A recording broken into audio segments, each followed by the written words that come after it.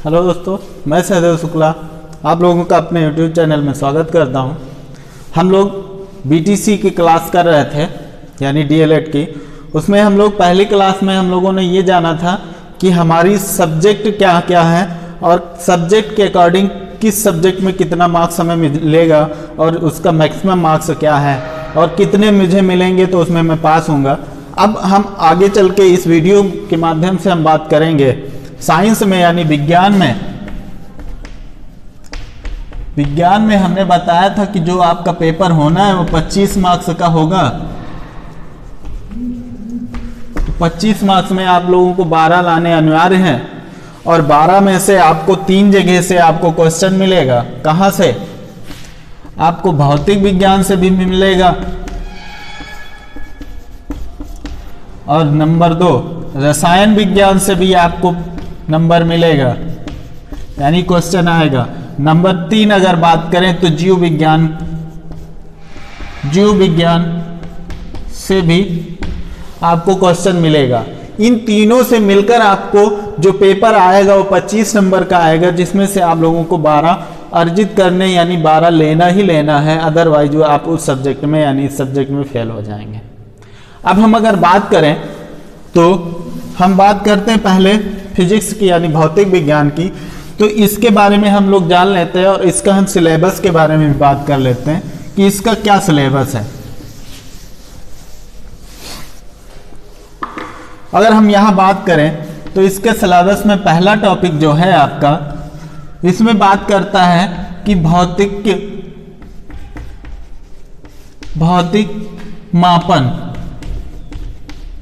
भौतिक मापन की बात करता है, यानी फिजिकल मेजरमेंट की बात करता है।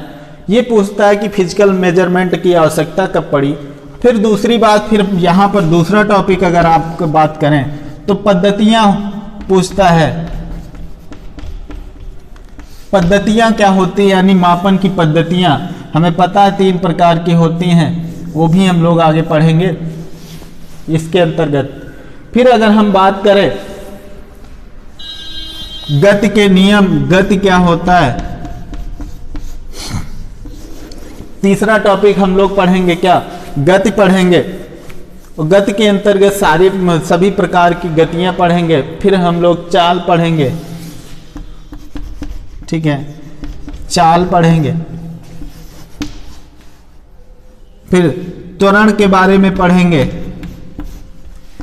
ये 3 से 4 यानी 5 टॉपिक हैं आपके जो हम लोगों को पढ़ना है। इन 5 टॉपिक में से आपको क्या है कि ये लगभग मान के चलिए 5 टॉपिक से आपका 4 क्वेश्चन पूछा जाना है। 4 से 5 क्वेश्चन आपका पूछा जाएगा, ठीक है। तो यहाँ पर हम लोग सबसे पहले हम बात करेंगे भौतिक मापन की यानी फिजिकल मेजरमेंट की।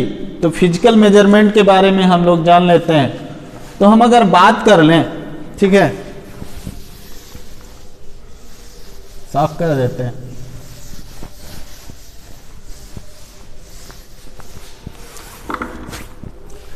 अगर हम लोग बात करें तो मापन क्या होता है, बात करें अगर मापन, ठीक है, मापन की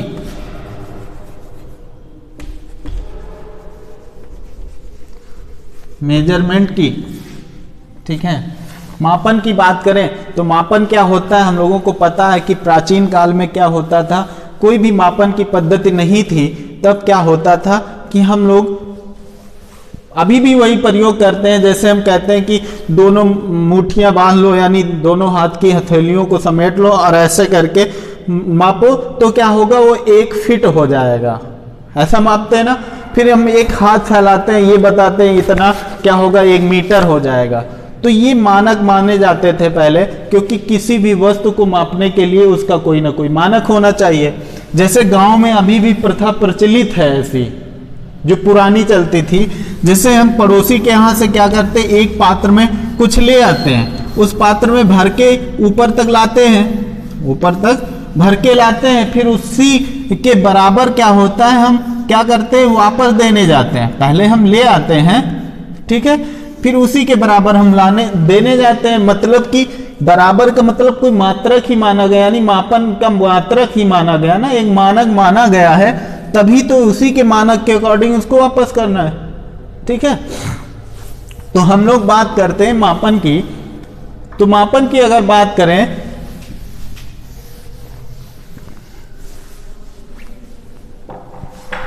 तो इसकी बात करें किसी, अगर हेडिंग परिभाषा लिखना चाहें तो किसी भौतिक राशि, यानी भौतिक राशि आप लोगों को पता है जो राशि जिसका हम मापन कर सके। ठीक है, किसी भौतिक राशि की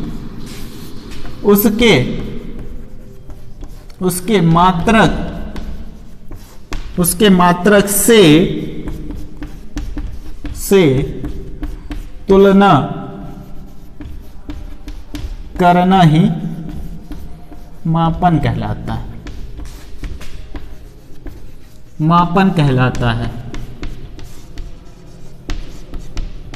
ठीक, यानी हम बात क्या कर रहे थे मापन की, तो हमें पता है कि मापन क्या है, किसी वस्तु को मापने के लिए एक मानक मानना पड़ेगा, क्योंकि अगर हमें इस बोर्ड की लंबाई मापनी है तो हमें मीटर की जरूरत पड़ेगी। तो उसी चीज को हम क्या किए कि एक क्या कह रहे हैं, किसी भौतिक राशि की उसके मात्रक से तुलना करने पर ही, यानी तुलना करना ही क्या कहलाता है, मापन कहलाता है। क्लियर।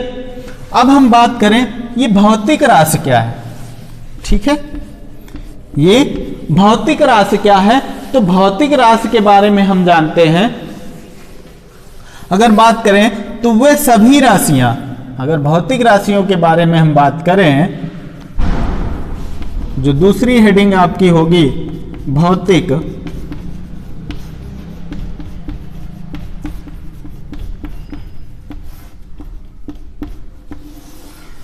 राशियां, तो वे क्या होंगी, वे सभी राशियां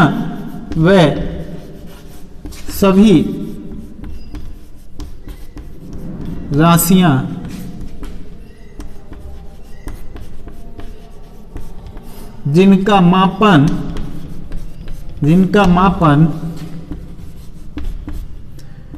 भौतिकी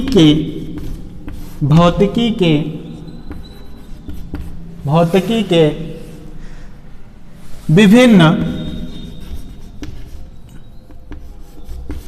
विभिन्न नियमों व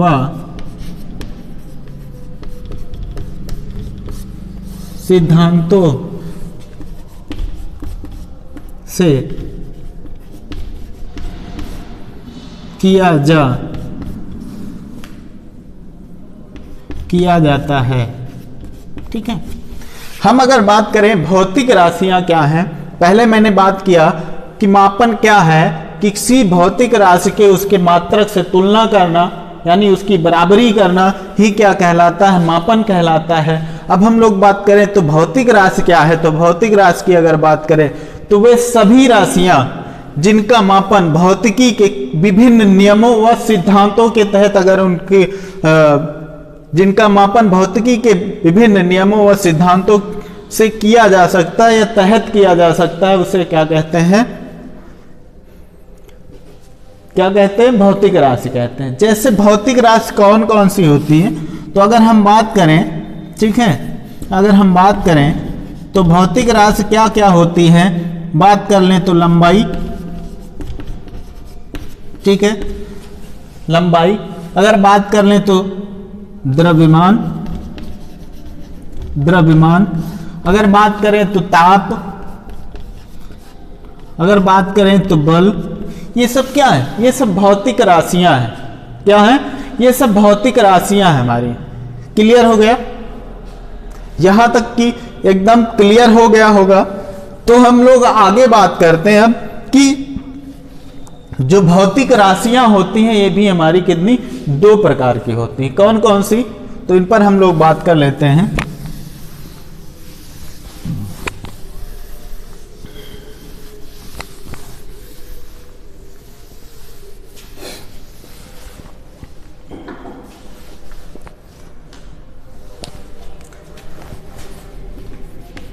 बात करें तो हेडिंग होगी भौतिक राशियों के प्रकार।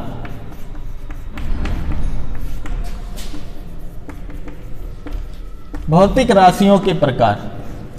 अभी मैंने बताया कि ये दो प्रकार की राशियां होती हैं, कौन कौन सी, अगर इन्हीं पर हम बात कर लें,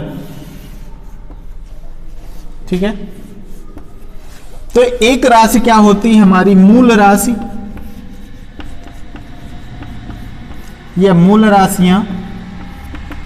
दूसरी अगर बात करें तो व्युत्पन्न राशि,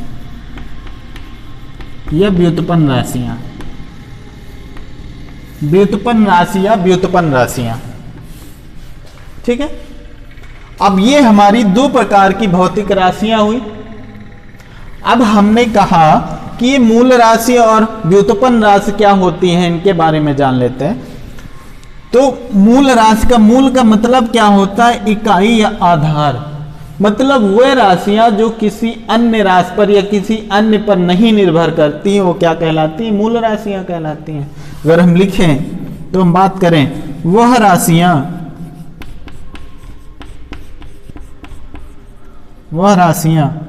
जो किसी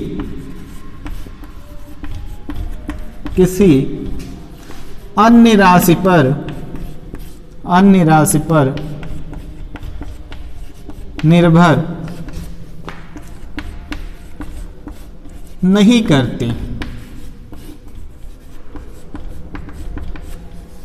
नहीं करती हैं,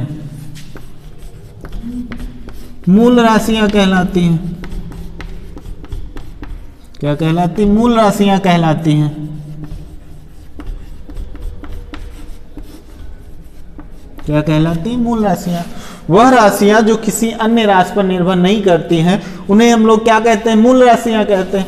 ये मूल राशियां कितनी होती हैं, 7 होती हैं। कौन कौन सी होती हैं, अगर हम बात करें जैसे कौन कौन सी, तो लंबाई हो जाएगी,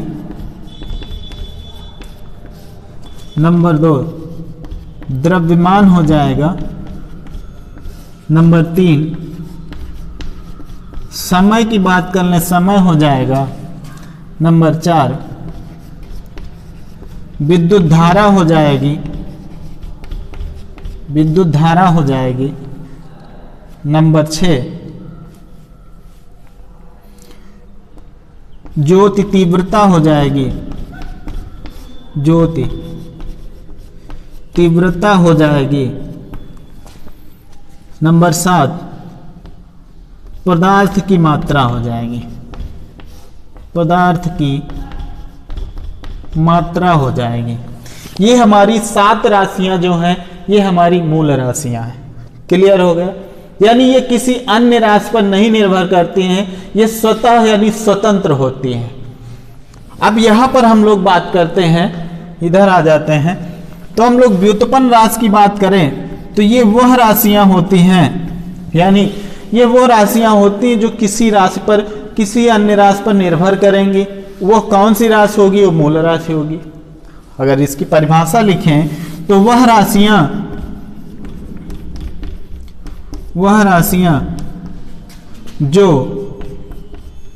जो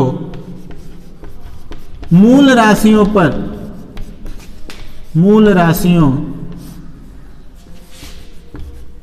पर निर्भर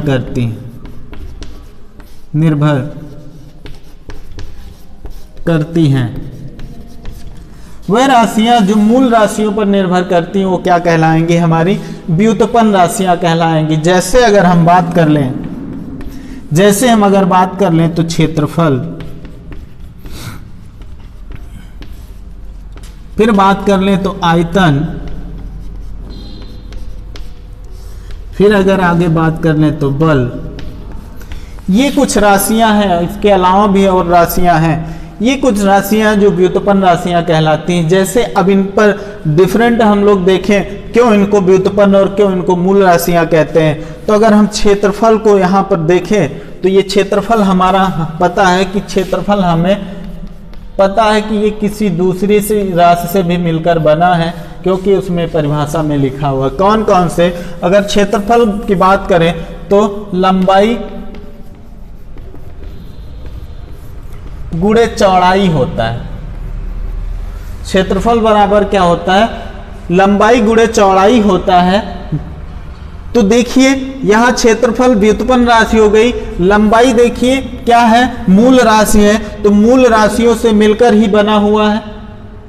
ठीक है, क्षेत्रफल क्या है, मूल राशि से ही मिलकर बना हुआ है, तो ये क्या हो गई, व्युत्पन्न राशि हो गई। बल्कि यहां पर अगर हम बात करें तो लंबाई की, तो लंबाई क्या है, अपने आप में स्वतंत्र है, किसी दूसरी राशि से नहीं मिलकर बनी हुई, अपने आप में स्वतंत्र है, इसलिए ये मूल राशि है। क्लियर हो गया। अब अगर हम बात कर लें बल की,